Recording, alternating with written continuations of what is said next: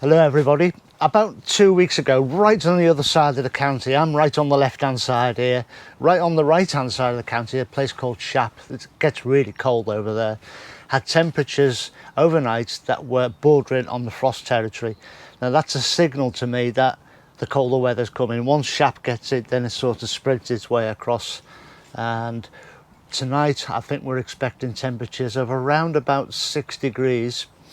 It was just between 7 and 8 degrees when I got up this morning, and to me, I've always said it, the tomatoes kind of shut down at 10, so these tomatoes really are finished. These are my second generation of the Crimson Crush side shoots. The first generation are in the back polytunnel, and we'll look at those in a little while. I've got fruit on there. There's probably 2 or 3 pounds of fruit and others that might develop, but I'm leaving them in even though it's shut down territory, because what can happen, we can get dips in temperature which will shut the plants down, and then over a period of 2, 3, maybe even 4 weeks, the temperatures can rise again. So I'm going to take that fruit off and then just leave the plants, because they're not doing any harm, they're not causing me any problems, and I don't really need that space just yet. The beans in front of it, the French beans, there is some crop on it and I'm going to harvest all that, but these plants have got bean rust and that's fairly evident from the leaves, but it shouldn't affect the actual crop. But there are other crops and things that I need to get cleared away, stowed away, cooked away and stored for winter, and that's the element of today's video. So we'll crack on and have a look. So I'll just give you a quick look up and down the crop, so you can see tomatoes in the corner there. That's, say, the second generation Crimson Crush side shoots, and you can see the bean rust. You can see that clearly on these leaves. There is some crop on here, not a great deal, but not to worry. But if I just pan out a little bit, you can see there's plenty of fruit on the tomatoes, and they may come back and produce yet more fruit and could last quite a while. So I'm going to pick off as much fruit as I can, the red stuff, and I'll just leave the rest and see where we go from here.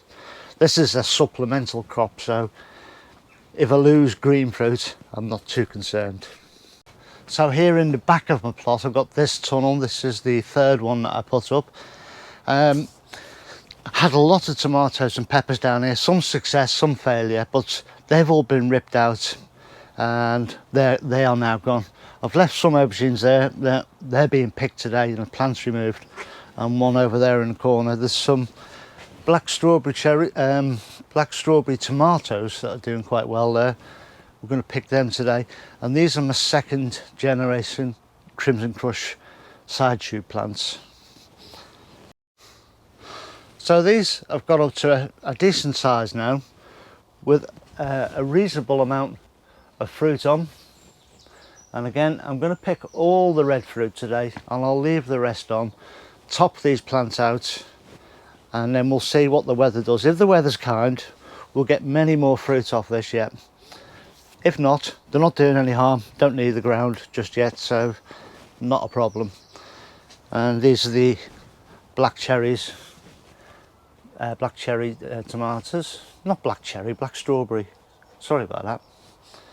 And they can be picked, and those plants can actually come out along with the aubergines. I've got a few nice ones.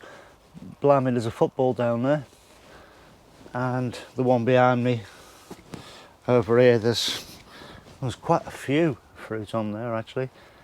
So they're all coming out as well today. Green Side Up is dedicated to helping gardeners of all ages, ability and experience. So if you subscribe to this channel, then I can help you too.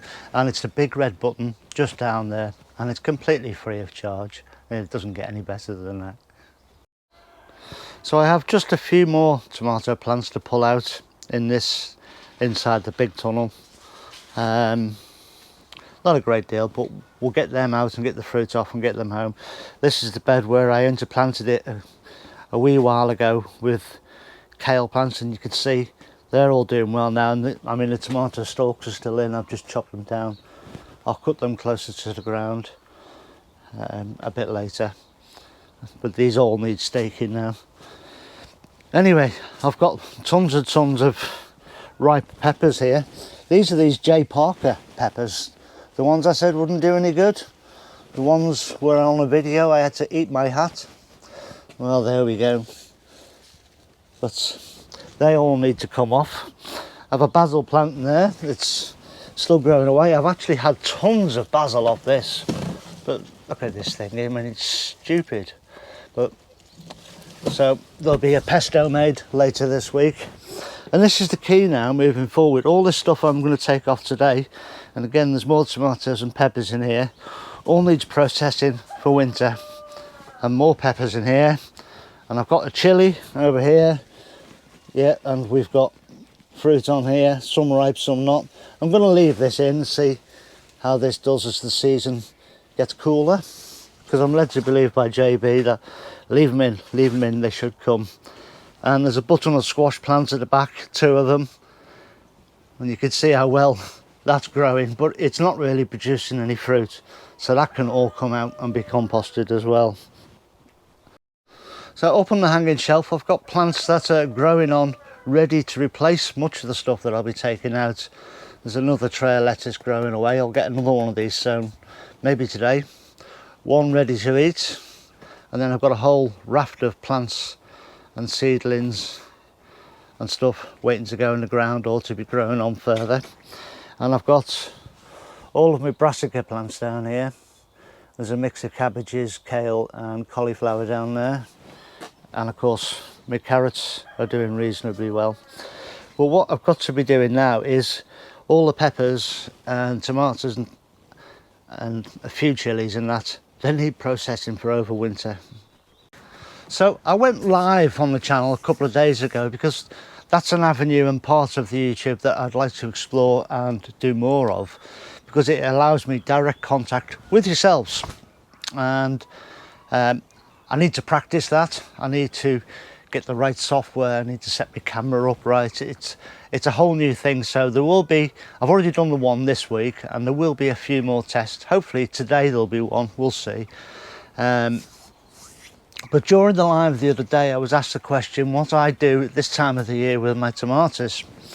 And it's a good question, because many people are looking at crates and piles of tomatoes they've got at this time of the year, and they're quite honestly quite almost sick of eating them. What do you do with them? Well, there's a few things I do. I mean, I'll make a soup or two, and I'll just make it a basic tomato soup. And then later on, when I defrost it, when it comes out of the freezer through the winter, you can add herbs, spices, or solid items. You could add a few beans in it or something if you want, just to change it up and make it a little bit different. So you might freeze 10 portions of soup, but every one can be different. So that's one thing I do. I'll also make a tomato sauce, something that I could sort of drag out of the freezer, wrap with some pasta and some pesto, ready-made meal.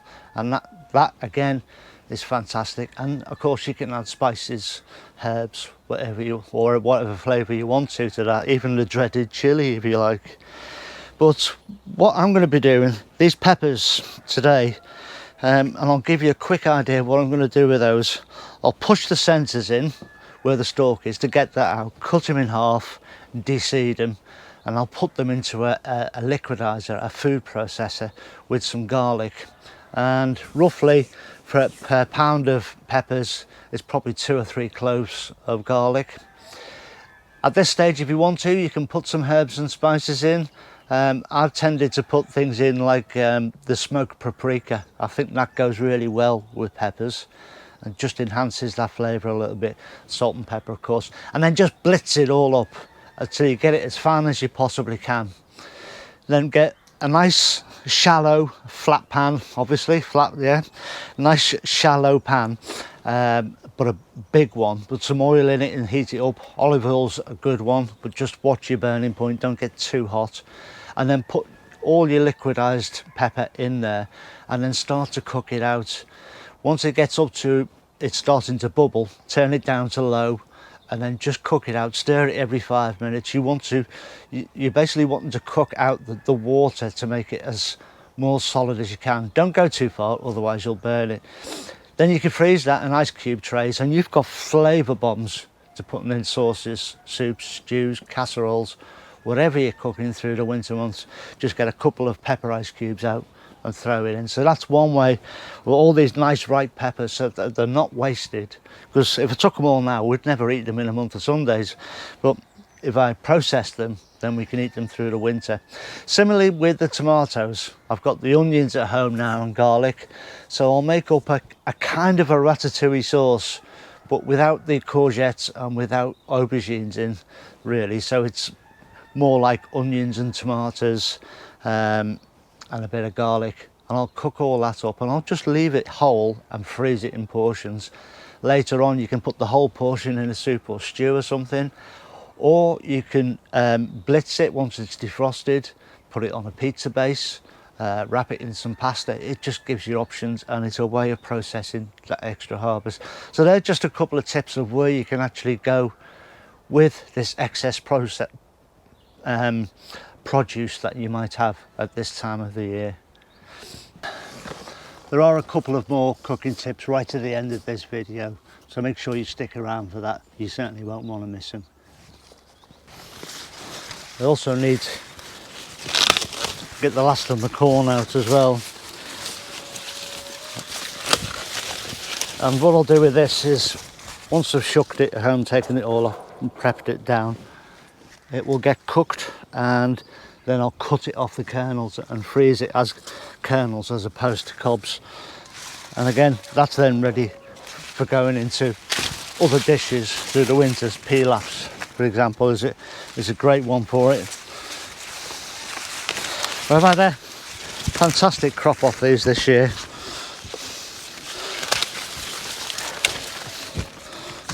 And it's still producing.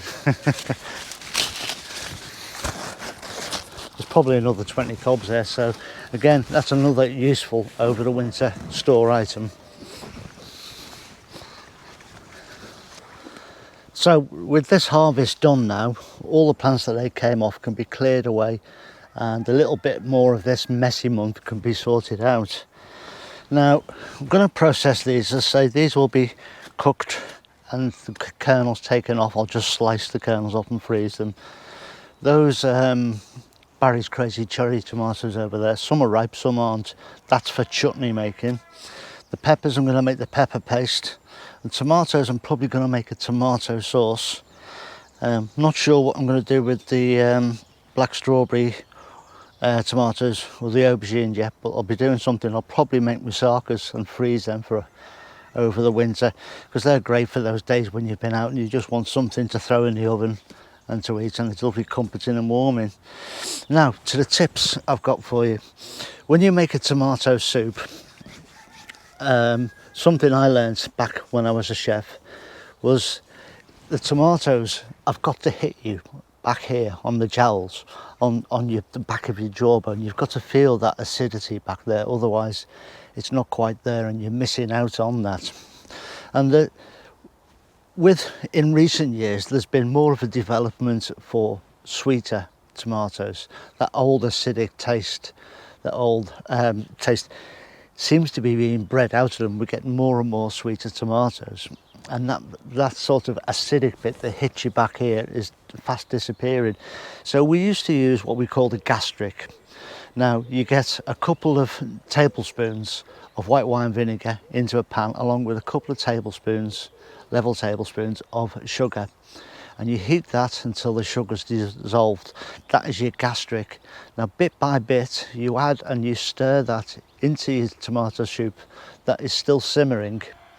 Mix it in well and taste, and as soon as you can feel it hitting the back of your jowls, stop. Don't do any more because you'll destroy it. But that's a little secret that will help give that tartness back to a tomato soup and take it back to where it should be. It shouldn't be a sweet drink, and it will work even though it's got the sugar in there along with the vinegar. It will still work, and eventually it will hit those jowls and the soup will be that much better for it. And another thing regarding tomatoes and the cooking of them, whatever you're cooking with tomatoes, it's best to be left. So let's say again you make a tomato soup and it's ready for processing. You might want to liquidize it or something. Don't, just leave it in the pan, put the lid on and leave it overnight until the next morning. In the morning, fetch it up to the boil it for 2 or 3 minutes just to kill any pathogens or nasties that might have developed overnight. And your flavours in that soup or sauce have had that time to develop and become that much more tasty, more of a rounded, fuller, maturer flavour.